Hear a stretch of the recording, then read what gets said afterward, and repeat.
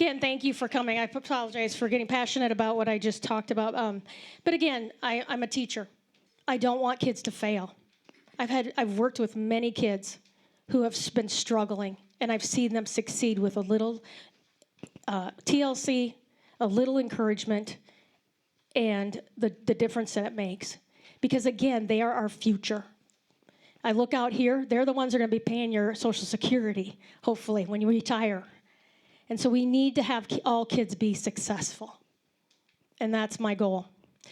We have a lot of work yet to do in Pierre. I think we've made some great gains these last 2 years. And like I said before, accountability, transparency.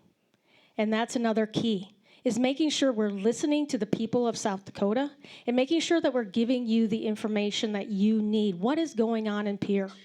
And I want that to continue. I'm so thankful for the leadership that we've had these last 2 years and just the work that they've been doing just to, again, letting you know what's going on. And so June 2nd is coming fast, 2 weeks away. And so I really encourage you to go and vote. And if you have neighbors, take them with you. And again, and also too, yesterday with all my graduation parties, I made sure I had a registration form to vote or to register to vote with all those seniors that graduated yesterday.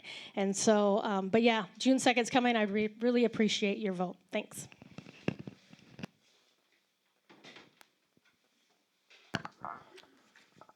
I'm probably going to read this just to make sure that I get the closing down pat and say it the way I want to say it. So let us know your name.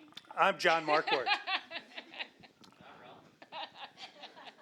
Ralph is out here actually in the audience, and I appreciate him for being my brother. I'm running for the House of Representatives for several reasons. One of the main things, infrastructure. I want to make sure that emphasizing the need for improved infrastructure to support economic growth. Now, you know, the governor's rule is we can't grow more than 3%, but right now we're at 1.9. So I feel that we need to address the issues that we need to get to 3% rather than sit here and accept 1.9. Public safety. I'm committed to ensuring safety and security of residents, which includes supporting law enforcement and community safety initiatives. Education. I'm supportive of prioritizing quality education and resources for schools with a focus on improving educational outcomes for students in our district. Agriculture. I'm recognizing the importance of agriculture to the South Dakota economy. I aim to support farmers and ranchers through sustainable practices and policies that benefit the agricultural sector. Tax policies.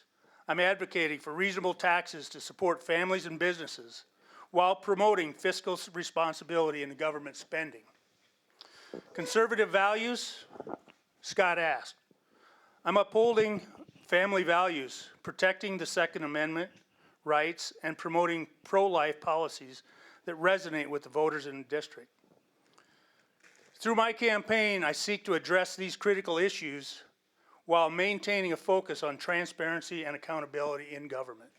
I want to thank you again for being here this evening and listening to our answers, and appreciate everything that you all have done also. Thank you.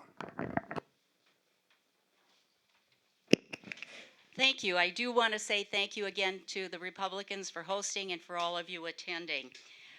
You know, you go to your doctor, you go to your dentist, you go to your banker because you trust them, because they've always been honest with you and provided you the services that you want. I don't see Pierre today as what was just previously described.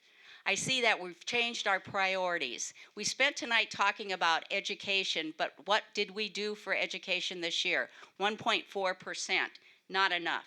What is enough? It is to have the outcomes that we have. And all the things that were mentioned before are part and parcel. It's just not the school that has to be the teachers and get our kids through. It has to be parents that are engaged and involved. I think the other thing is recruiting businesses to South Dakota. We've not been doing that. We're sort of being hesitant in what we want to do. We need to also look at support housing opportunities. Young people want to stay in South Dakota, but they've got to find a place to live.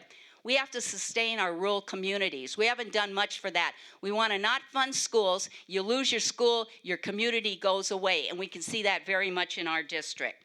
The other thing is, where do we talk about health care for our elderly, or for access, for opportunities where our elderly can go? What about our cognitively impaired, our behavioral impaired, our mental health issues? What did we do for those people this year? We didn't do anything. And then some of our district legislators did not vote for appropriations. What message does that send? Do they really care about South Dakota? Please vote Hunoff. Thank you.